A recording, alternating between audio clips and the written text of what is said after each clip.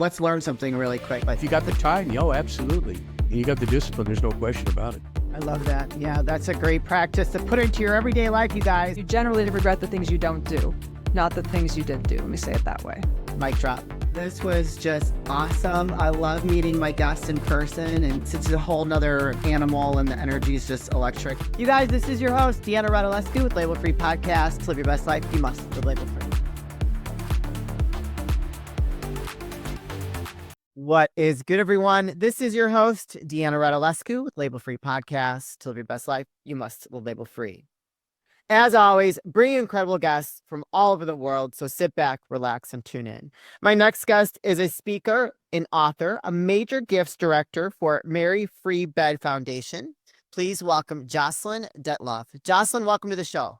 Hello. Thank you so much for having me. Well, thank you for being here. You've been on quite the mission in your life. You had a life-changing experience. Do you want to start off by sharing what that was and where the path that it put you on today? Because you are quite the inspiration, and your attitude on outlook on life is just very valuable, right? And I think that a lot of people need to embrace that. Sure. Well, when I do speaking engagements, even if it's not talking about specifically what happened to me, I usually start off with it because I use a manual wheelchair, and by nature, I'm very curious. So if it were me in the audience, I would be dying to know, oh my gosh, like, why is that fairly youngish person using a wheelchair? So at the age of 26, or I should back up a little bit, after I graduated from college, I was one of those lost souls who didn't really know what she wanted to do with her life. So I traveled. My graduation present to myself was a 6-week trip to Europe. I love it. And that is where I discovered how much the rest of the world travels. I was on an organized trip, and out of about 40-ish people, I was the only American. And I met people from all over the world. So a Canadian girl that I met on that trip, about a year later, she said, oh, my friend Barb and I are going to Australia and New Zealand for a year. Do you want to go? So I went backpacking through Australia and New Zealand for a year. Wow. Stayed in hostels, worked a bit. And then I just decided that sub-Saharan Africa was my next destination. I went back to Kalamazoo, Michigan, between Australia and Africa to save up money. And in 1997, I flew over to Nairobi, Kenya, to meet up with the group that I would be with for the next 3 months to be on this overland trip. So starting in Kenya and supposed to end up in Cape Town, South Africa. So about 2 months, 2.5, a little over 2 months into my trip, we were in Namibia, which is on the west coast above South Africa. And I was sledding down a sand dune. There's an area called Fly, and they have some of the largest sand dunes in the world. Wow. So the dune I was going down is called Dune 45. It's very well known. People can Google it. And the dune's like 400 feet high. So it's not a little hill. But I went sledding down it. I knew I was going too fast. The bottom changed to a rock and gravel type surface. My board stopped, but I did not. And I catapulted off, somersaulted once or twice. And the way that I landed, I broke my back at thoracic 5, which is about chest level. You have your cervical region in your neck, your thoracic level, all through your trunk, and then your lower back is your lumbar. So T5 is chest level. And I mean, I didn't know what happened right then and there, but I did know that paralysis was not a good sign. So luckily, the only part that I don't remember is like the flying through the air part. And it's a good thing that I woke up when people were calling my name, because looking at me, I looked totally fine. Right. Like nothing was broken, nothing. So had I not been conscious, I'm thinking that they may have picked me up and like put me back on the truck, and we would have driven back to the campground. So waited for 3.5 hours for plane to come and get me. And my accident happened about noon, and then finally about 5 o'clock, we got to the hospital in the capital city of Windhoek. And even before he said, "Hi, like I'm your doctor," like the first thing the doctor said to me was, "I want you to know you'll probably never walk again." Oh my gosh. And there was just a little voice inside me that said, "Okay." And not by any means of like, oh, 100% acceptance, like, oh, this Oh, is already fine, yeah. but just a, okay, this is what my situation is now. And I'm just gonna work for every little bit of independence and function that I can possibly get. So I was in Africa for a whole 3 months, but the last 3 months were in, or 3 weeks were in the hospital. Uh, so I grew up in Kalamazoo, Michigan, and I flew home from Namibia back to Kalamazoo. And this trip that I was on, they require you to take out this evacuation insurance. So I actually had a nurse and a paramedic fly down from London to fly back with me. I had surgery at the hospital. The medical care was great. Wow. The That's closer you get to, yeah, the closer you get to South Africa, the more westernized everything is, which is really good. Yeah. Had the accident happened in the States, the outcome would not have been different, just because how my spinal cord was injured, it wouldn't have mattered if paramedics could have gotten there in 2 minutes or 2 hours. Yeah. So, Mary Freebed Rehabilitation Hospital is in Grand Rapids, Michigan, which is an hour north of Kalamazoo. And they specialize in spinal cord injury rehabilitation, stroke, brain injury. So this is where I came for my rehab, and I made Grand Rapids home after I was finished with rehab because it just worked out better to stay here with housing and therapy, and they have a very robust wheelchair and adaptive sports department. So I've celebrated my 11-year anniversary now working for the Mary Freebed Foundation.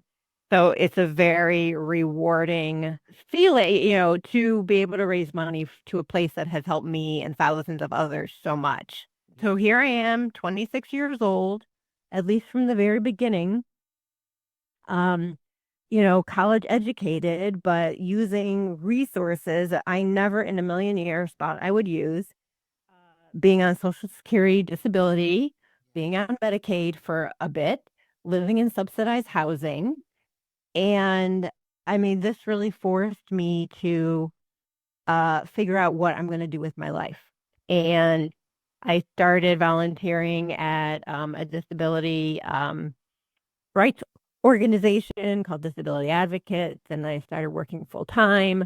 And then it just led me into a career of fundraising, and then deep down, always being an advocate, because even though this happened, I spent 26 years as a walking woman, independent, traveling around the world, and to now suddenly have all of these judgments made about me. Labels. Yes, yes. Which is why when I found your podcast, I'm like, oh my gosh, this was perfect. And, like the assumptions that people make about my intelligence, about what I can and what I can't do. And I am sure, seeing me from afar, people would not necessarily think, oh, full-time career, tennis Yeah. player, traveler, author, like all of these things that I do.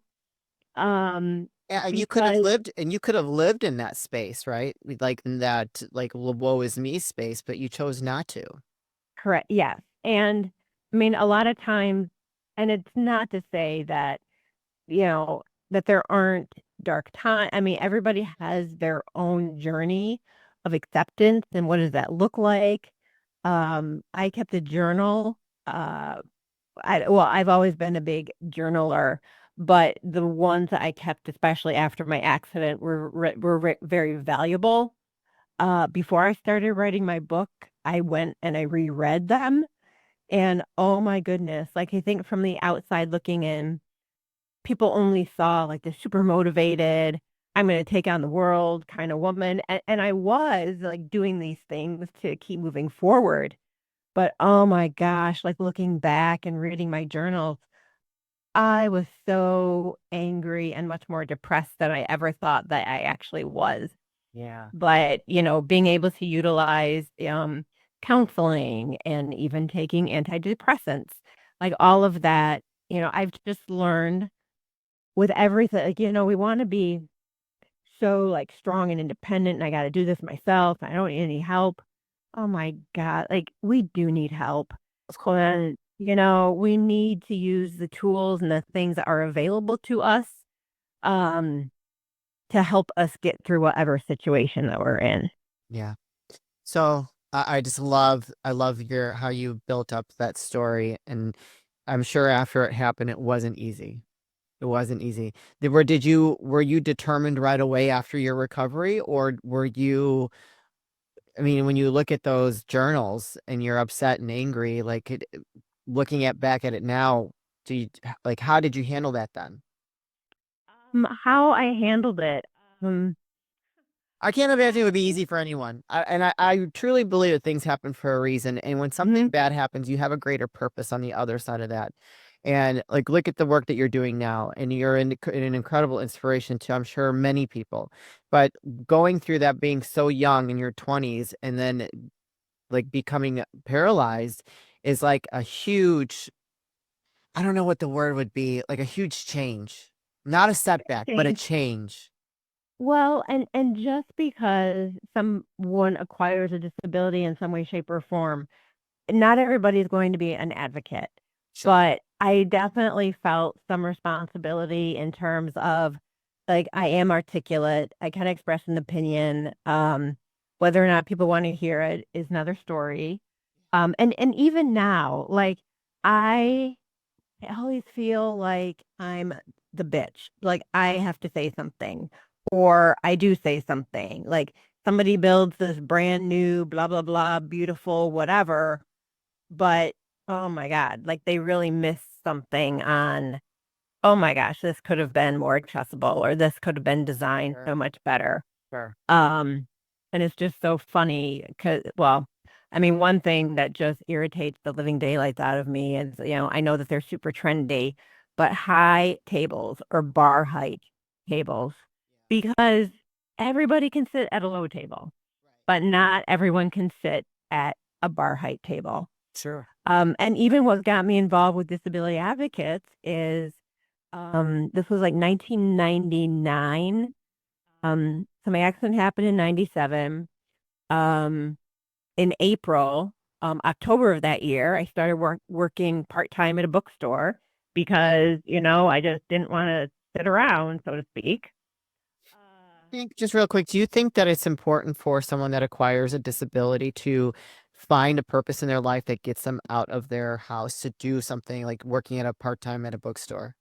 Absolutely. I mean, whether it be volunteering somewhere, whether it be working somewhere, and there's a very fine like distinction that just because you have a disability does not mean that um you cannot be or or shouldn't seek gainful employment somewhere. Right. And people have skills beyond being a greeter, and there's a lot of programs, for like learning, increasing your skill level and that type of thing. Um, but with some of my colleagues here at the foundation, it hasn't happened in quite a while, but I will tell you that going through the halls of Mary Free Bed, because yes, many people are here, especially if they're an inpatient, maybe using a wheelchair and that type of thing.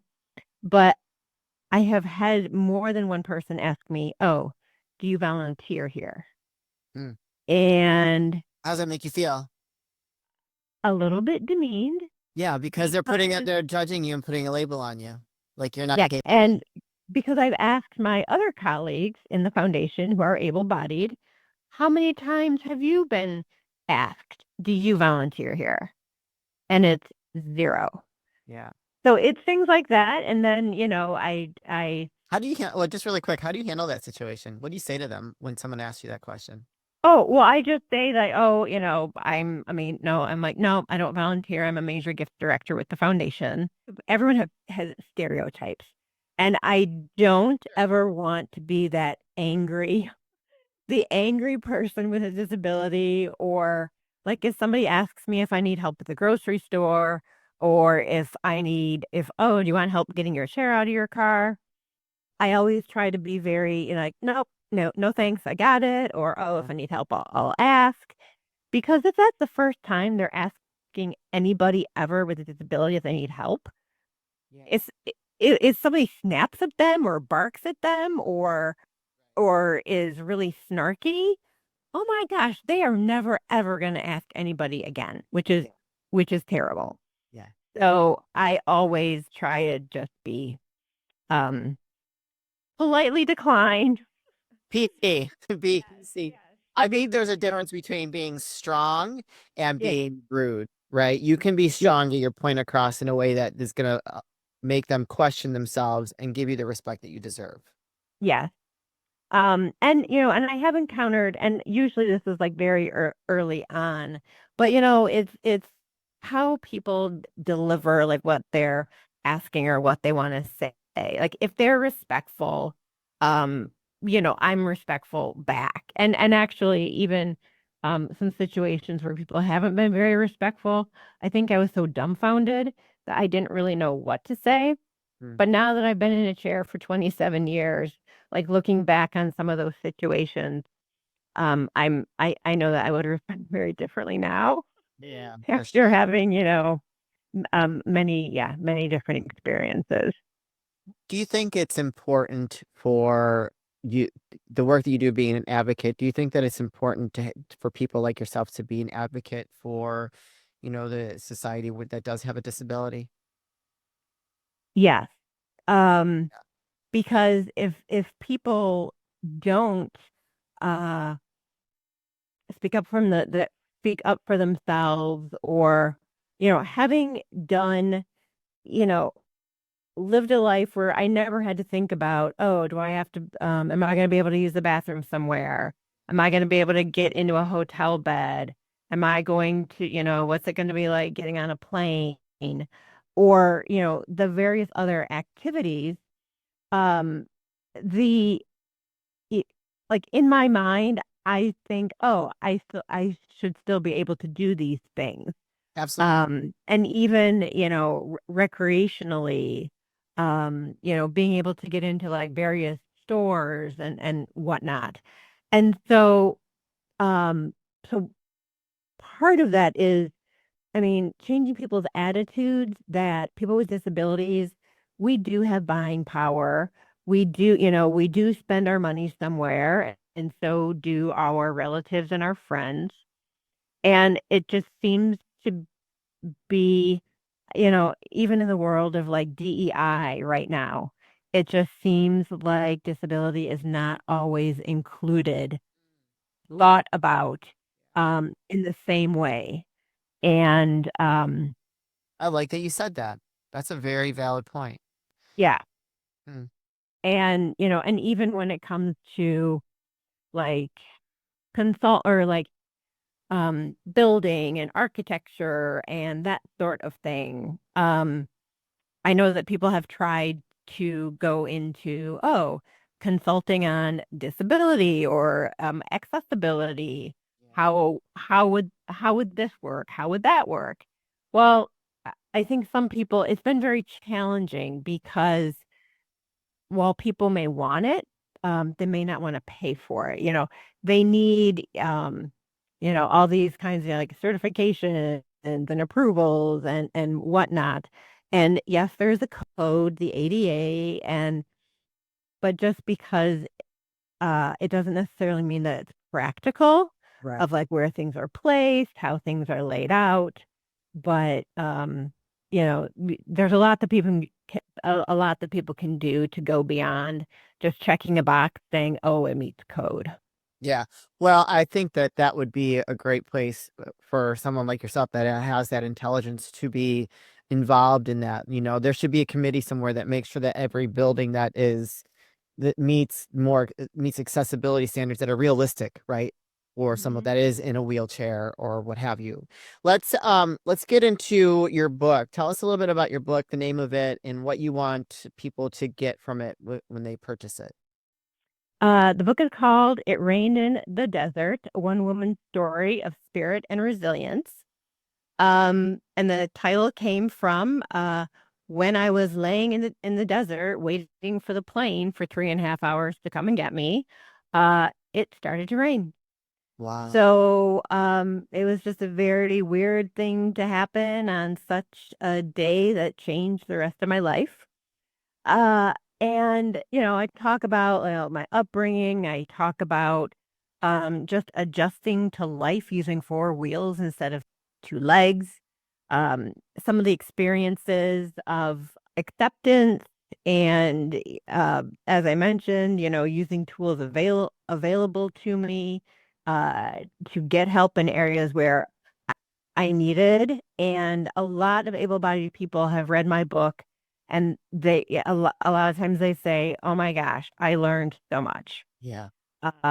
Even some of my colleagues here at Mary Free Bed, one woman read it and she's like, "Oh my gosh, you just answered so many questions that I was just always wanted to ask, but never really felt I could."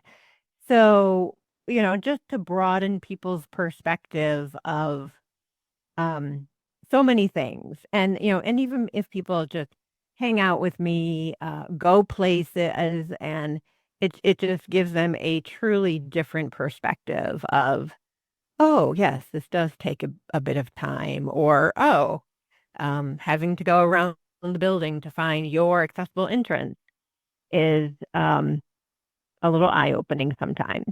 Yeah, for sure. And I think resilience is an understatement. Jocelyn, where can people find you, connect with you, and support you? Yeah, so I do have a website, jocelyndettloff.com, and I'm on LinkedIn, and then there's Facebook, and then It Rained in the Desert has its own Facebook page as well. Excellent. And yeah, so I've and on my website you is a link to the book. It's available both in print and in audio. I recorded the audio myself about, I don't know, about a year and a half ago or so. So I had that experience of being in a studio, and that was really interesting because there is a huge difference between like reading a story like you're reading to like a class of kids and telling a story as Oh, if I'm sitting right in front of you and I have to be conversational. So I'm really pleased with how it all turned out. It was kind of a fun project. very good. You guys, I'm going to put those links in the show notes. So if you connect with Jocelyn and her story, want to support her and her journey and the work that she's doing as an advocate, please go ahead and go click those links, go purchase her books, and go look up the Mary Free Bed Foundation. If you are feeling generous, go ahead and reach out to her to make a donation. Jocelyn, this is the part of the show where I like to ask for last words of wisdom or advice. What would you like to leave with us today? I really encourage people.